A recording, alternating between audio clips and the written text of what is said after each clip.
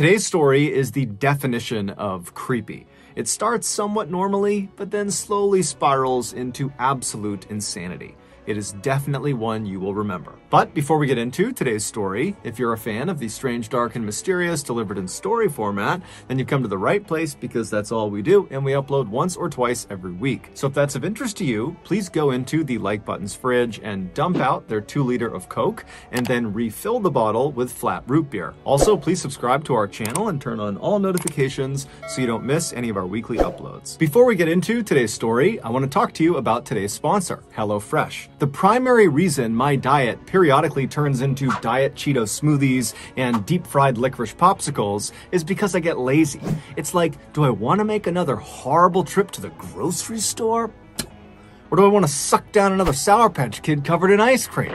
Obviously, I'm taking the latter. But a couple of years ago, I discovered a way to eat healthier without the dreaded trip to the grocery store.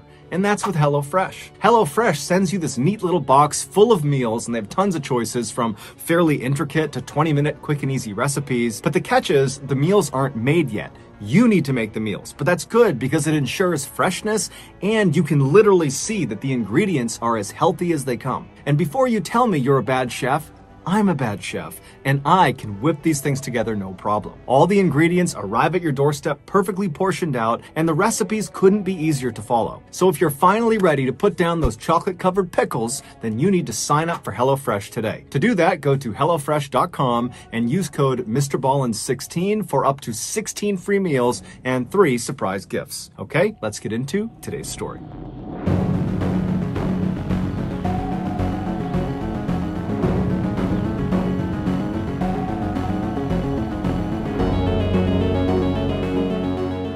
In 1889, when Karl Tanzler was just 12 years old and living with his family in Dresden, Germany, he had a very strange dream. In this dream, he found himself in this black void where everywhere he looked, it was just nothingness. And then behind him, he heard footsteps. And so he whips himself around and he looks, and there's this woman dressed in this big, puffy, elegant white dress walking towards him out of the darkness. And when she walks right up in front of him, she comes to a stop and she introduces herself as Anna Constantia von Brockdorf, who was a real person in the early 1700s. She was a noblewoman in Germany, and she would tell Karl that she is actually a distant relative of his and that she was here to pass on a very important message. Karl was rooted to the spot. He didn't know if he should be afraid of what she was going to say or excited or nervous, but before he could decide, Anna had already turned and was pointing in the direction she had appeared out of. And so Karl turns and looks in the direction she was pointing, and out of this blackness, out of this void,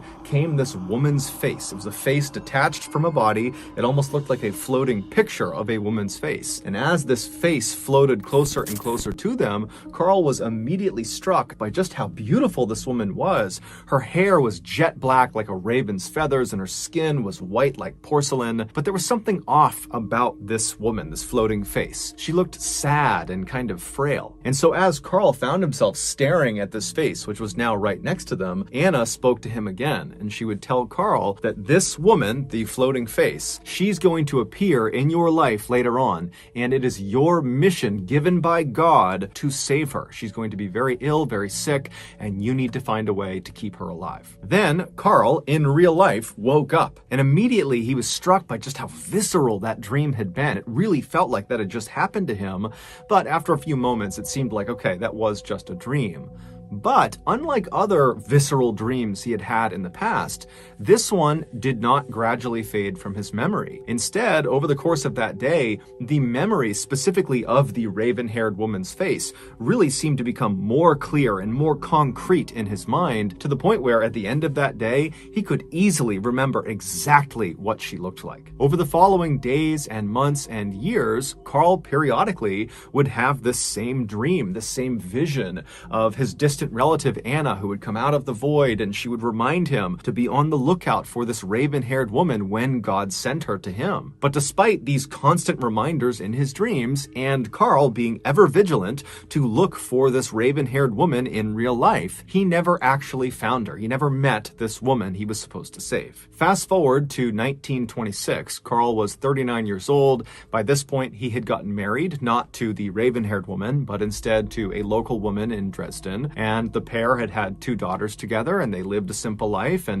by and large, Carl seemed rather content and happy with his life. However, secretly, he was a little disappointed that these dreams, these visions that he was having of Anna and the raven-haired woman, that they had not come true, that it really had just been a dream. That year, due to an economic downturn in Germany, Carl and his family left Germany and emigrated to the United States, where they believed there would be better opportunities for them. And when they arrived in the United States, they settled in Central Florida. But within a year, Carl and his wife had a severe falling out and they split up. And so Carl would leave the family home in Central Florida and he would resettle several hundred miles south in Southern Florida in a town called Key West. And it would be in Key West that Carl would get a job as an X-ray technician at a local hospital. And it would also be in Key West that Carl's life would change forever. Less than a year after settling in Key West, Carl was at the hospital going about his day when an older woman walked into the office and she said to Carl that she was there to get her daughter, her 21-year-old daughter, an X-ray of her chest because her daughter apparently couldn't stop coughing and they were concerned about it. And so Carl began doing the paperwork with the mother when suddenly the daughter came into the office. And as soon as Carl saw her, he knew immediately that she was the raven-haired woman from his dreams. She walked in and she sat down in a chair and Carl just stopped what he was doing and stared at the daughter. And then he kind of broke out of it and turned his attention back to the mother and he said to her, "Ma'am, don't worry. I will do everything in my power to save your daughter's life." Now, the mother didn't know what was wrong with her daughter. And so this was both really helpful that this man she was talking to was so willing to help, and also kind of ominous that he was already insinuating that she could be dying. But either way, the mother said, "Thank you very much. We really appreciate that." And so Carl and the mother, they finished their paperwork, and then Carl quickly left from behind his desk and hustled over to the daughter, and he introduced himself and he reiterated that she was in good hands. And the daughter was a little bit weirded out by this, but she was polite and said thank you, and she said her name was Elena. And so Carl would take Elena and bring her back and give her the X-ray, and unfortunately he would discover through this X-ray that she had tuberculosis. Today, that disease is easily curable, but at the time, that was a death sentence. When Carl saw this, though, in a weird way, it almost made him happy because this was another indication that, this really was the raven-haired woman from his dreams. Not only did she look the part, but she also had arrived in desperate need of help.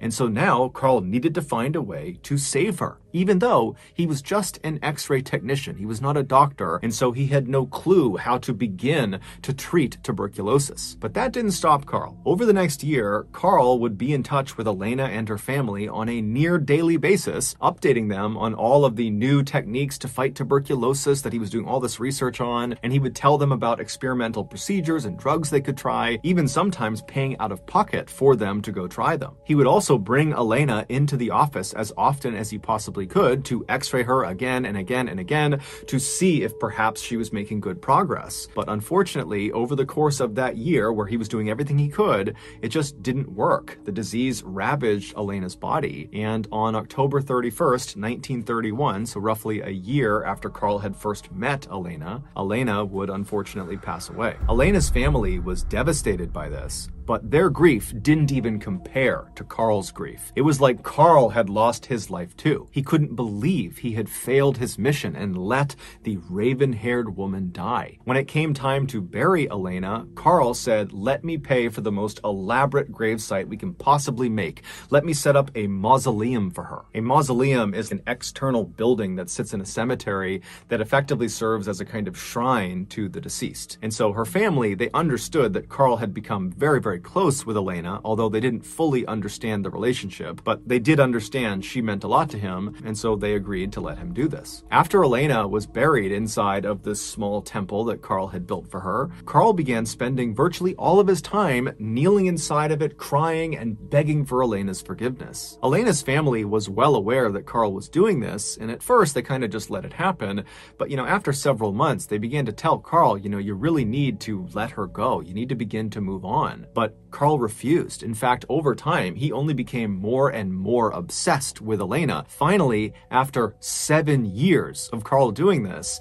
Elena's family decided, enough is enough. He really needs to stop making her loss all about him. It's not his loss, it's our loss. We're her family. And so the family decided the only way to kind of get Carl to stop doing what he was doing is to demand he give the key back that gave him access into the small area inside of the mausoleum. So one night, Elena's sister, whose name was Florinda, decided to go over to Carl's house unannounced and confront him and get the key back from him. And so she hopped in her car and she drove over to his property. His house was kind of set back off the road behind some trees, and so you had to drive down this kind of winding driveway to get to it. And so Florinda turned onto his driveway and she began driving, and when his house came into view, the first thing she noticed was a number of the windows on the first floor were all lit up. Clearly, Carl was home, and as she's driving towards the house, she's just looking in these windows, and for a second, she sees Carl, and he's very elegantly dressed in a suit or a tuxedo, and he's ballroom dancing with this woman who's also very elegantly dressed as well. And for a second, Florinda considered turning around and not disturbing him, but then she thought, you know what, this has been going on for so long, I just need to get this over with. And so she drove her car and stopped in front of Carl's house. She hopped out, she walked up onto his porch,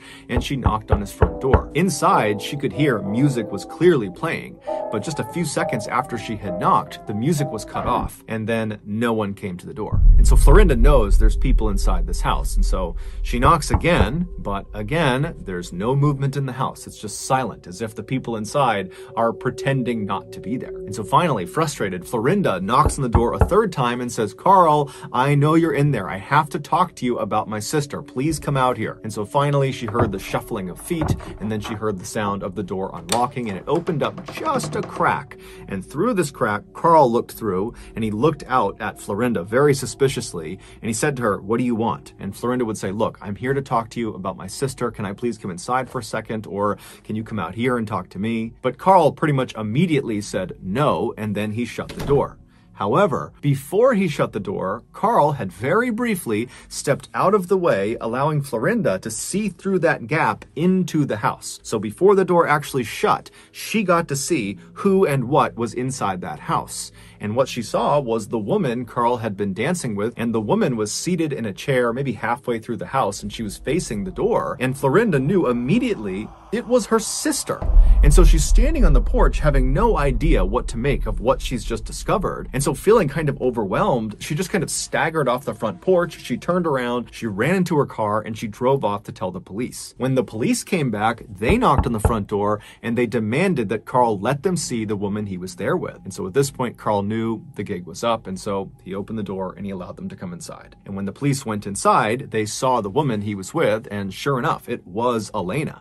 However, Elena was deceased and had been for 7 years. After her death, Carl said he was able to talk to her inside of her mausoleum. And so that was why he was going back there every single night, because he and Elena were spending time together. And then at some point in 1933, so 2 years after Elena has been dead and buried, Carl would say she told him while he was visiting her mausoleum that she didn't like being in the mausoleum and that she wanted to come back with him and stay at his house. And so the following day, Carl had shown up with a child's wagon, and he pulled her out of her coffin, pulled her out of the mausoleum, put her corpse in this wagon, and wheeled her back to his house. He had continued to go to the mausoleum every night for the next 5 years just to keep up appearances, but Elena's body never went back inside of it. She would stay at his house, where he painstakingly attempted to restore Elena's very badly decomposed body to its original form. He strung piano wire through her entire body, connecting all of her bones together to keep her skeleton intact. He replaced her eyes with glass eyes, and he began rubbing the special wax all over her skin. He also stuffed her insides full of rags in order to give her a full, natural look, and he constantly sprayed her with perfume to reduce the smell. Once she was, in his eyes, back to normal,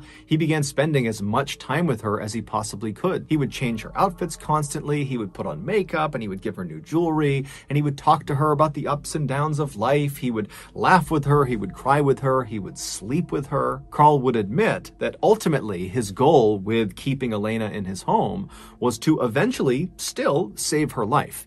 He believed if he could somehow get her body up into the stratosphere, that the radiation up there would bring her back to life. And if he could do that, he would be fulfilling his God-given mission to protect her. But Carl never got a chance to launch her into the stratosphere. Instead, he was charged with wantonly and maliciously destroying a grave and removing a body without authorization. However, these charges would be dropped and Carl would be set free. As for Elena, her body was returned to her family and they would bury her in Key West.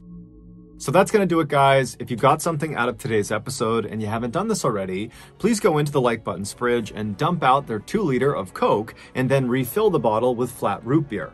Also, please subscribe to our channel and turn on all notifications so you don't miss any of our weekly 1 or 2 video uploads. We now have a podcast that puts out brand new, never-before-heard stories every Monday, and then also on Thursdays we put out remastered audio from YouTube videos. And so that podcast is called Mr. Ballin Podcast. You can find it on Spotify, Apple, Amazon, Google, anywhere you get your podcasts, you can find it. If you want to get in touch with me, you can send me a direct message on any major social media platform. My username is the same on all of them, @Mr. Ballin, and I really do read the bulk of my messages. We have 2 additional YouTube channels. We have Mr. Ballin Shorts, where we post random short videos and lost episodes, and we have a new channel called Mr. Ballin en Español, and it's a Spanish language channel. We also have a Facebook page called Mr. Ballin that puts out near daily content, as well as a Snapchat channel that puts out content every Sunday. We have some really cool merchandise, so if you want to have a look, head on over to shopmrballin.com. So whether I see you on Instagram, Twitter, TikTok, Reddit, YouTube, Facebook, podcasts, additional YouTube channels, wherever, just know that I really appreciate your support. And until next time, that's going to do it. See ya.